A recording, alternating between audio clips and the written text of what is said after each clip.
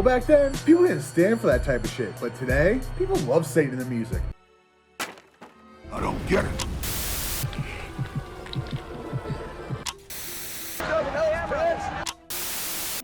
Hi, I'm Tom Savini, and you're about to watch Terror Reels.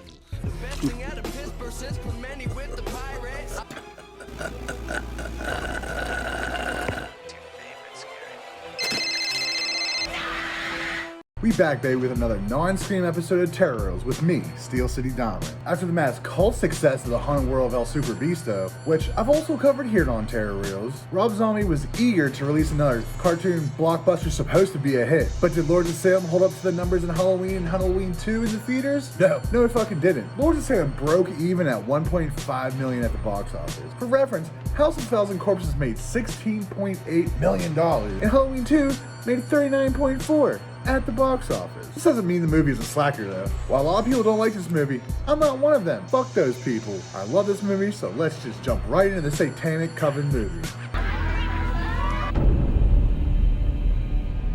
We open the movie with a flashback of the Margaret Morgan Coven doing some dope cult shit in the middle of the woods in Salem, Massachusetts. This wild ass shit is the reason that in the 17th century, Reverend Hawthorne accused these witches of doing witch shit with music that was said to control all the minds of the Salem women. Well, back then, people didn't stand for that type of shit, but today, people love Satan in the music, and I do too. Margaret Morgan and her gang of witches were executed, and of course, while she was burning up, she put a curse on Hawthorne's bloodline, making them the vessel by which the devil child could inherit the earth. Gee, I wonder who that could be.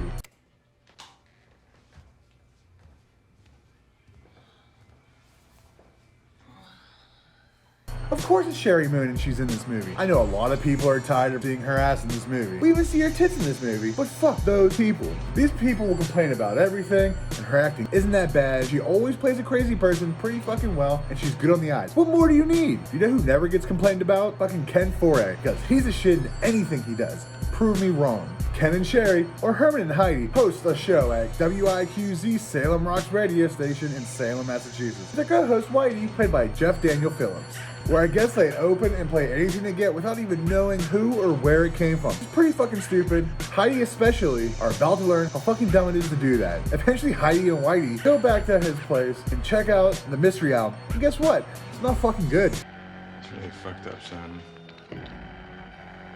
Hey, we should smash or trash this tomorrow. Excuse me, what? Smash or thrash, eh? Sounds like more like Fat or Whack, and Yins are ripping off the clowns over there in Salem. Well, that could only mean one thing. That shit was whack! I will say the package that it comes in is pretty fucking dope. I know I talked shit on this box mere moments ago, but I would listen to this based on the box that it come in. I throw all the records that were in it in the toilet and keep my drugs in that box. Well, Heidi's about to learn why you can't listen to cult music when your whole bloodline has a curse on it from the aforementioned cult. She's trying to have these weird flashback-like premonitions, but she's seeing some crazy shit. Damn, this cult's even spitting on babies. They just cut out some bitch with a knife. Fucking rude! Back on the Big H team, they're interviewing Mathis, played by Bruce Davison, who gets super hard over witches. So hard, in fact, he's even written books on the Salem witch trials. And his game is about as what you think it would be. Intriguing tattoo. Oh, thank you. It's really kind of mesmerizing. Let me tell you, nobody likes it when you talk to him, guy. But he does give up a brief rundown on dead witches in Salem and lets us know there's still a few witches running around today. I wonder what they're doing. He catches the name and logo of the Lords of Salem band box, and something in his memory bank clicks, and he's gonna look into it. I want to listen to that music again. Something about it really upsets me. Heidi gets home after work and she's bombarded by the three witches, the Doyle sisters, who are supposed to take care of Heidi and lead her to the dark side. She decides to have a drink with them, but didn't expect this shit because why would she? The darkness within your very soul, the only reason you exist. I think I'll make peace with those desires later. It's pretty awkward, and with everything that's gonna happen, you're probably not gonna get your deposit back, so there's that. We pan through this ghost-filled apartment. They have secret devil rooms like what's behind door number 5.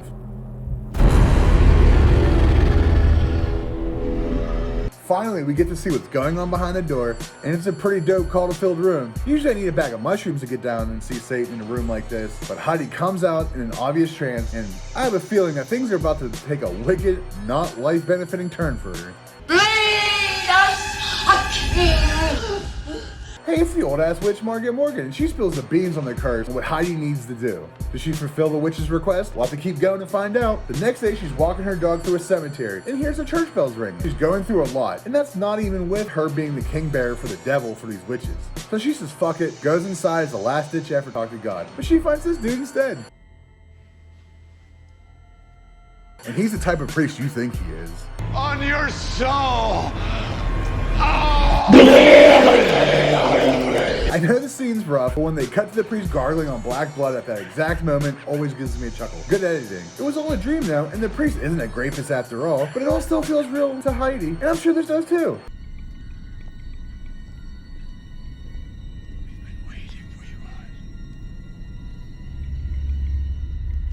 It's never a good sign to see anyone walking a goat in Salem, even without being cursed. This has to mean Heidi is super fucked. This dude didn't even need to be in the movie. I don't even know who he is. Is he like a goat priest? Is he like a high priest? They show him one more time in this movie. I don't know what's going on. His face looks like some bags. You know, some fucking spray painted bags. It's a waste of time. I haven't been showing or even talking much about the flashbacks to the original Coven. I'm not going to deprive you guys of a good old fashioned witch burning.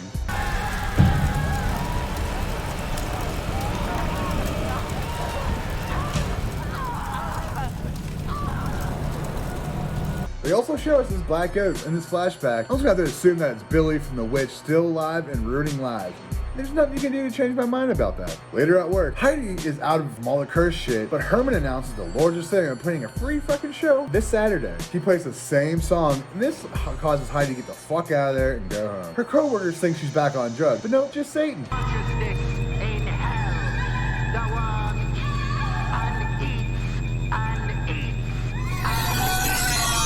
Yeah, that baby definitely looks like the spawn of Satan. The next day, after Heidi and Whitey had that argument, Heidi breaks her sobriety and starts freebasing again. And as the plot would have it, the Doyle sisters have other plans for her. From whence she shall be delivered. You are the Dragon Lord Satan! Yo, I want these drugs to make every room I go into look like a bougie theater. This shit seems way better than anything the Beatles had to fucking form their Yellow Submarine. They get Heidi off of her feet and finally get her to meet baby Satan. What the fuck is that thing? I will say what was ever cut out of Heidi in the flashback looked like it would fit perfectly in that missing piece in the depth. But this thing is just gonna make Heidi play with its intestines for a bit before sending her back. I'm really starting to love room number 5. Seems like a pretty dope place. Imagine all this is going on while you're trying to rent up your apartment and have some friends over and partying. Shit would be fire. Anyways, Mathis needs to tell Heidi that she's related to Hawthorne, the person who originally caught the curse, but the witch sisters aren't going to have it. He told us, the audience, all the history that we need to know what the fuck's going on, and he's going to get his brains bashed in with a pan.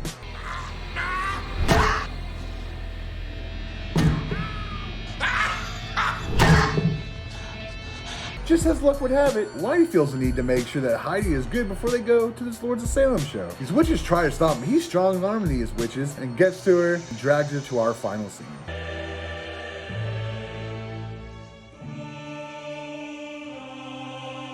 Yeah, this would be a pretty fire concert, not gonna lie, but in reality, it's going to bring Satan into our dimension and take over the planet, probably.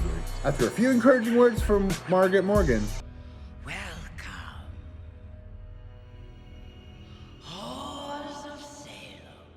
it's Lords of Salem. The infamous song starts playing and all of the Salem women start rising up and get naked, including Heidi. But before we see any of the good stuff, we flash over to Heidi in a black metal shirt, hanging out in some squared lights as the rest of the naked Salem women and the goat priest from before approach her. Then we flash to a weird, definitely Rob Zombie made sequence of Heidi doing a bunch of shit with the goat and this black male dude. And we even seen the Virgin Mary melt. I couldn't handle seeing all this shit tripping. But you know what they say.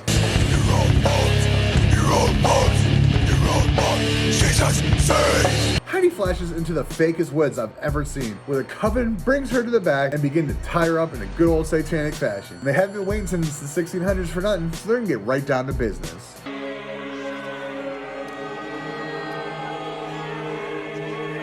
I like how half this ritual is rubbing her tits until she bleeds out all over the place, and they finally get that devil baby out of her.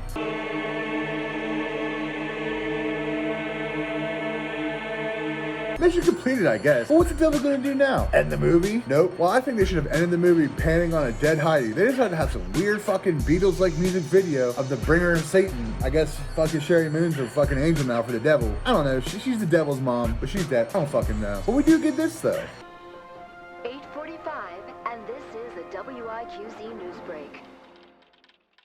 The dead bodies of 32 female members of the Salem Historical Lifers Society were discovered this morning in what appears to be an apparent mass suicide. They could have and should have cut a stupid montage of the video, and after Heidi dying, they hit the credits with the news report of the mass suicide and called it a day. That'd have been a perfect ending to this movie. But you know what? Doesn't break the movie for me. And now that it's over, this was one of the most hated Rob Zombie movies in his entire catalog, next to Halloween 2. I have a soft spot in my heart for cults. So maybe that's why I really enjoyed this movie, but I think it's a decent story for the overall plot that they're trying to tell. Pacing is done real well. Sherry Moon showed rapidly spiraling from distress pretty fucking well. You know, a little bit, you know, people can relate to it. And everyone else here was just, you know, there was pretty believable as characters. Rob Zombie tends to pick good acting teams who have good chemistry with each other, which is probably why he has all the same people in all of his movies. Anyways, this is my Lord of Salem review. Thanks for watching it. I try to change things up a little bit. If you like the new storytelling or movie reviewing better than it was previously, let me know.